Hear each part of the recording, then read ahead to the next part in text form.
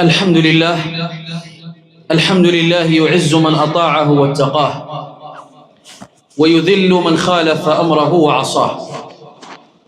وقضى ربك ألا تعبدوا إلا إياه، والصلاة والسلام الأتمان الأكملان الأنوران الأعطران الأزهران على سيدي رسول الله وعلى آله وصحبه ومن والاه. أحبتنا، السلام عليكم ورحمة الله وبركاته. مع أهل القرآن نجلس، مع أهل الله وخاصته كما تفضل الشيخ سمير، فاستماعكم وإنصاتكم لكلام الله حب، وصبركم أدب. يقول أحد العارفين: حب وأدب وصول بلا تعب. ربما ما حفظتوش القرآن وما توفقتمش باش تقرأوا القرآن الكريم، لكن جالستم أهل القرآن، أحببتم أهل القرآن، أكرمتم أهل القرآن، تأدبتم مع أهل القرآن، في حين كاين ناس تتعدى وتسيء الأدب مع أهل القرآن. أبشروا أنكم ستصلون بإذن الله جل وعلا. حب وأدب وصول بلا تعب. تجد نفسك يوم القيامة مع أهل الله من أهل القرآن جالس: يا رب أنا ما حفظتش القرآن، يا رب أنا ما قريتش، لكن جالستهم، كرمتهم، أنفقت مالك عليهم، لأن الدعوة نتاع ربي لابد لها من مال. الكثير من الناس اليوم تعلق على أهل القرآن وعلى من يشرفون على مدارس القرآن أنهم يجالسون أهل المال إلى غير ذلك. الدعوة تاع ربي لقلها المال أيها الأحباب. النبي عليه الصلاة والسلام صاحب أهل المال وصاحب الأغنياء من الصحابة من أجل أن ينتشر هذا الدين، من أجل هذه الدعوة أيها الأحباب. لهذا أنا أبشركم أنكم محظوظون بهؤلاء بهؤلاء المشايخ، لأن باش تقعد جلسة كما هذه أخي الكريم هي توفيق من الله. لولا أن ربي حبك ما دعاك، ما جاء بكم ربي الآن إلا ليغفر لنا ولكم. الدليل في الصحيح البخاري ومسلم أن ربي جل وعلا عنده ملائكة تطوف في الأرض تلتمس هذه الجلسات، هذه الحلقات اللي قلت، لأن اليوم القرآن غير في الجنازة. إذا سمعت القرآن شكون مات؟ والله يقول: لتنذر من كان حيا ويحق القول على الكافرين. القرآن هو للأحياء، باش الإنسان يداوي هذا القلب العطشان اللي تسقيه بكلام ربي. القلوب عطشت بالدنيا، عطشت بالملذات والشهوات، فهذه الجلسات وهذه الملاقات مساقات كما يقول العلماء. أبشركم بهذا الحديث الصحيح أن الملائكة تطوف تبحث وتلتمس هذه الجلسات تاع الذكر اللي فيها قال الله وقال الرسول عليه الصلاة والسلام. الحديث طويل، نروح البيت القصيد. أن الله جل وعلا يقول: أشهدكم يا ملائكتي أني غفرت لهم. لأن هذه الجلسة ستعرض على الله، اسمي واسمك الآن عند ربي. نحن في مسجد خولة وأسماؤنا تعرض في الملأ الأعلى على الله. يقول رب العزة: من هؤلاء؟ لما الملائكة يدوا لها القائمة وهو أعلم: هؤلاء يا عبادك في جلسة قرآن إحياء لذكرى الإسراء والمعراج.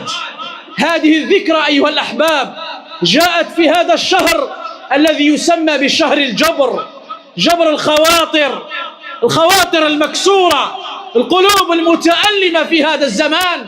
إن أمة الحبيب عليه الصلاة والسلام تعاني الظلم والتهميش من أعداء الدين. أسأل الله أن يكشف الغم عن الأمة.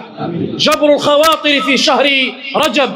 النبي عليه الصلاة والسلام لما مات النصير عمه وماتت النصيرة زوجته ضرب في الطائف عام الحزن.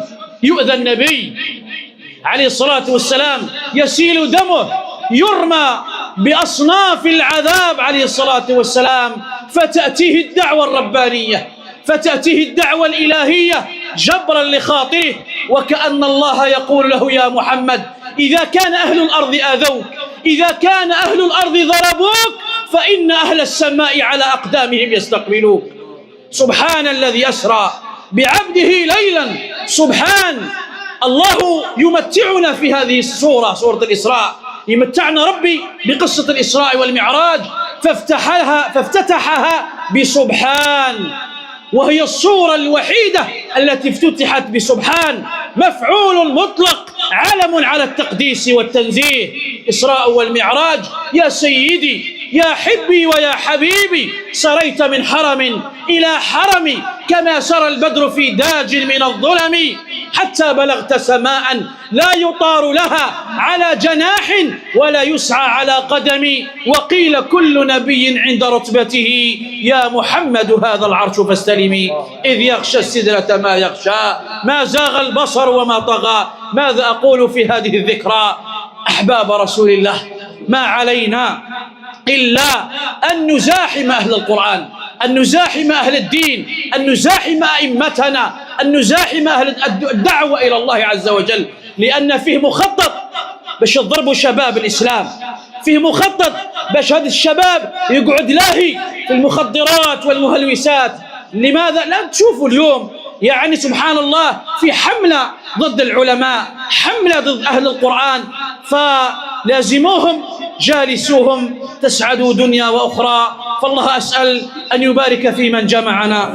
أسأل الله لإمام المسجد الشيخ بسامة حفظك الله ورعاك وأدامك الله خادما لكتابه، أسأل الله أن يكرمك، أن يبدلك صحة خيرا من صحتك وعافية خيرا من عافيتك.